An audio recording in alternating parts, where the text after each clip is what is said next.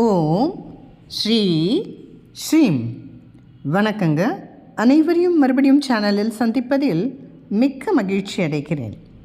இந்த பதிவில் நாம் பார்க்க இருக்க போகிறது 2026ஆம் ஆண்டு வருகிற கிரகணங்கள். இந்த 2026ஆம் ஆண்டு பார்த்திங்கன்னா 2 சூரிய கிரகணம் 2 சந்திர கிரகணங்கள் உண்டு.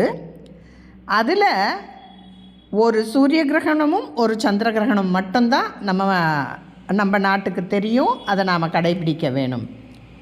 17/2/2026 அன்னைக்கு பார்த்திங்கன்னா மாலை 3:36 27 வரைக்கும் சூரிய கிரகணம் இருக்குது அப்படின்னு ஒரு நேரம் குறிப்பிடப்பட்டிருக்கு.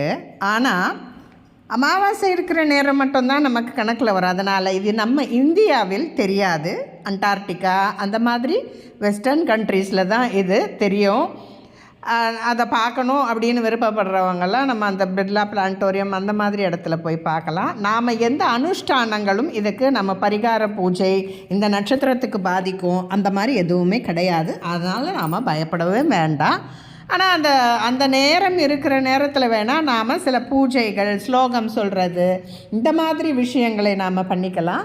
கொஞ்சம் சாப்பிட்றது வேணால் அந்த டைமுக்கு நம்ம எப்போவுமே சாயந்தரத்தில் பிரதோஷ நேரம் நம்ம அவாய்ட் பண்ணுற விஷயந்தான். அதனால் இந்த சூரிய கிரகணம் நம்ம இந்திய நாட்டிலும் தமிழ்நாட்டிலும் தெரியாது. அதற்காக நாம் எந்த கவலையுமே பட வேண்டாம். அடுத்து வர்ற சந்திர கிரகணம் 3ஆம் தேதி மார்ச் மாதம், அது நமக்கு தெரியும். அதை நாம் அனுஷ்டிக்கணும். அதுக்கப்புறமா இந்த கடைசியில் ஒரு சூரிய கிரகணம் நமக்கு ஆவணி மாதத்தில் வருகிறது. இது மட்டும்தான் நமக்கு இந்த வருஷத்தில் ஒரு சந்திர கிரகணம் ஒரு சூரிய கிரகணம் மட்டும்தான் நம்ம நாட்டில் தெரியும். நம்ம நாட்டில் எது தெரியுதோ அதை மட்டும்தான் நாம் கடைபிடிக்கணும் அப்படிங்கிற விஷயம் எப்படின்னாக்கா, உங்களுக்கு இந்த பரிகார பூஜைகள் அந்த மாதிரியெல்லாம் நாம் செய்வோம் இல்லைங்களா, அந்த விஷயத்துக்கு.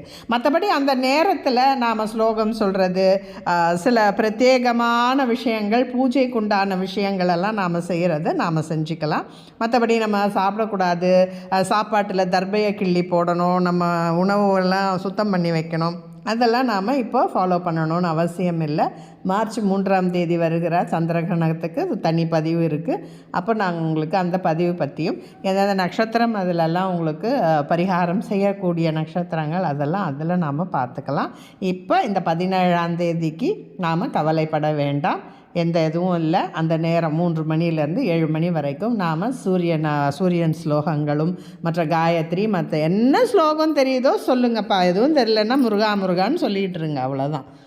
இந்த பதிவை இத்துடன் நிறைவு செய்து கொள்கிறேன். எதுவும் என்னுடையதல்ல, அனைத்தும் உன்னுடையதே. அருளாலா அருணாச்சலா. ஓம்.